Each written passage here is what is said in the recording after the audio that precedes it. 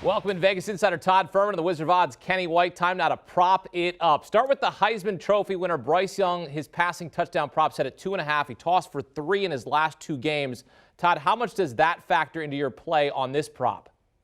You know, it doesn't factor in a ton, Hakeem, and it's always scary when you're going to try and make a case to go under a quarterback this dynamic. But with that number set at 2.5, I will lean under the total here. I know, to your point, Bryce threw 3 touchdowns in the previous meeting between these two teams. But if you look at Georgia's overall defensive numbers, this is a team that allowed 6 touchdown passes in its other 12 football games. I think Georgia tries to get back to basics. They're going to do everything they can to neutralize Jameson Williams and force Bryce Young to beat them with some of their secondary options. I don't see them being as proficient in terms of hunting the big play like they were able to do in the SEC championship. And if we're talking in tight in the red zone, I think Alabama's going to try and run it a bit. I could see Bryce Young's legs playing a big role, him accounting for 3 touchdowns, but my lean to be under 2.5 touchdown passes. Yeah, Todd, I like how you broke it down. 6 touchdown passes in the other 12 games. That's it. They led 6 touchdown passes. Hendon Hooker threw a couple. Kentucky threw a couple. 3 by Bryce Young. This Georgia defense, this is a different game. Every game's a snowflake. You run this through the model. These two teams playing each other. The final score is Georgia 27-24, 19% of the time. 1.5% of the time the score is Alabama 41-24. That was a fluke outcome. That's just not going to happen again. Bryce Young does average 3 touchdown passes per game, or median of 3 touchdown passes a game. But that schedule is loaded with no one near the defensive capabilities of Georgia. Georgia will definitely be up to the task tonight. I love under 2.5 touchdowns. I think he's closer to 0 tonight than he is 3. Wow. Well, there's ability and execution, and the latter of that was where they struggled there in the SEC title game.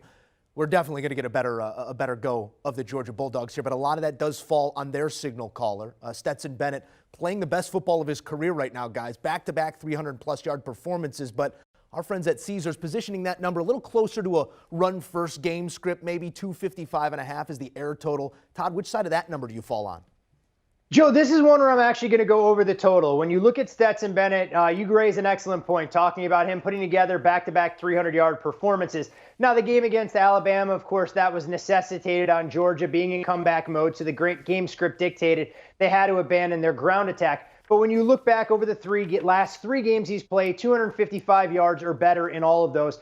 And the key to Georgia's passing game tonight, in my opinion, is throwing on early downs. Stetson Bennett had a ton of success in the previous meeting against Alabama, going 17 of 21, throwing on first down, just 12 of 28 when he threw on other downs. I really believe Alabama wants to make this Georgia team one-dimensional. If that's the case and they can set them up in third and intermediate, it plays into the strength of this Alabama pass rush. Look for Todd Monken to be aggressive early on. I think Georgia's going to try and hunt some big plays.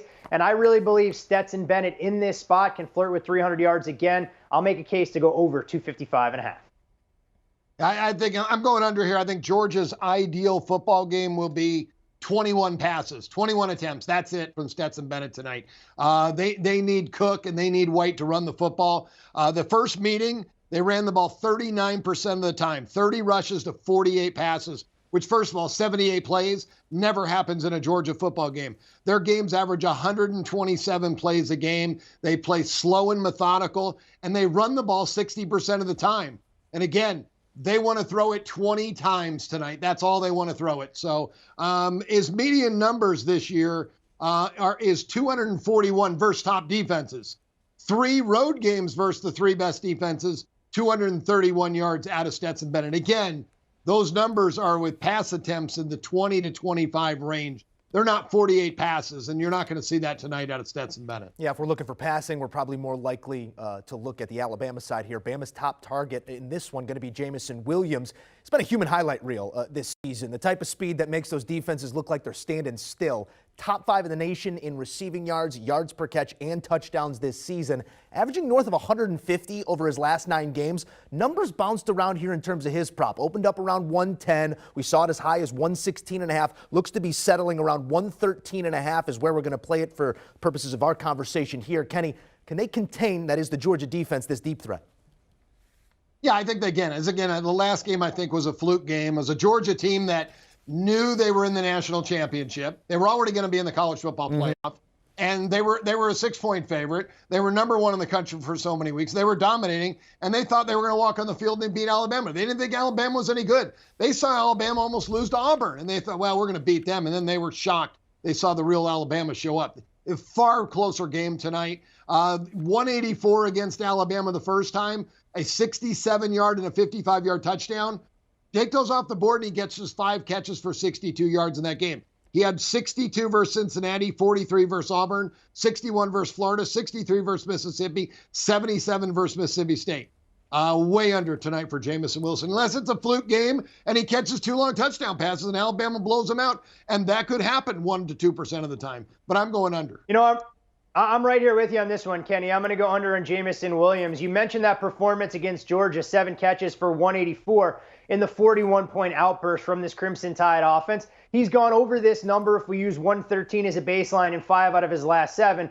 But the key absence for Alabama in the passing game will be John Mechie III, which allows Georgia to focus a lot of their energy and efforts in terms of neutralizing Jameson Williams as a deep threat. So what I think you're going to see here is safety help over the top. To Kenny's point, so much of the damage he did was on the big play. I don't think that's going to be out there and available for Alabama's biggest game threat. Last year, of course, we saw Devontae Smith go bonkers in the national championship, but Alabama had a much deeper receiving core in that particular matchup. If you're Georgia and you go into this game, you're going to make anybody else beat you, whether it's Jaleel Billingsley, Slade Bolden, anybody else not named Jameson Williamson. I'm going under the total for him tonight. There's no chance he flirts with the same kind of performance he had the first time around. All right, let's take a look at Brian Robinson Jr.'s rushing yards prop. Set at 67.5, had 204 in the semis against Cincy, but Georgia contained the ground game in the SEC Championship. Alabama running back had 55 yards on 16 carries. Todd, over or under 67.5 tonight?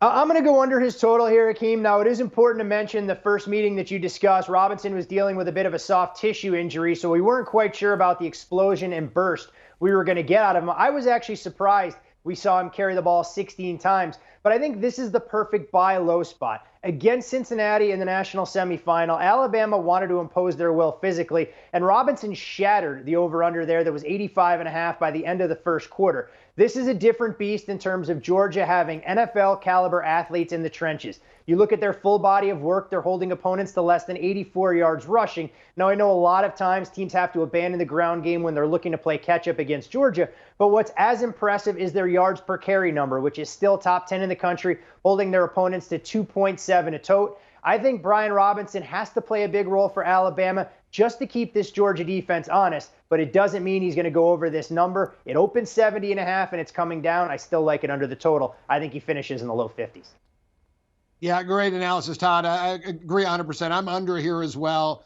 The Georgia defense, the best in the country, and very surprised the first time around. Again, there'll be less plays in this game the first time. The Georgia team will run the football a little bit more. There'll be more time of possession on the Georgia side, I think. It just gives less opportunities for Brian Robinson. And he's had some big games this year, but 55 rushing yards against Georgia and 64 against Auburn down the stretch. Again, he was not 100% in those games. I just don't see it tonight. I see him getting 60, 62 yards in this game. That's where I've got him penciled in at. So it's not something that's a major difference for me. But yeah, I'm leaning to the under here. You know, I love this segment because it's almost like reverse engineering the game here. They give us a lot of the props coincide with their plays for the game. They leave those crumbs out there for us to figure out, but let's do away with any surprise here. Got to get a gameplay from our sharps. Gentlemen, dogs given 2.5, total 52.5. Todd Furhman, where's the money to be made?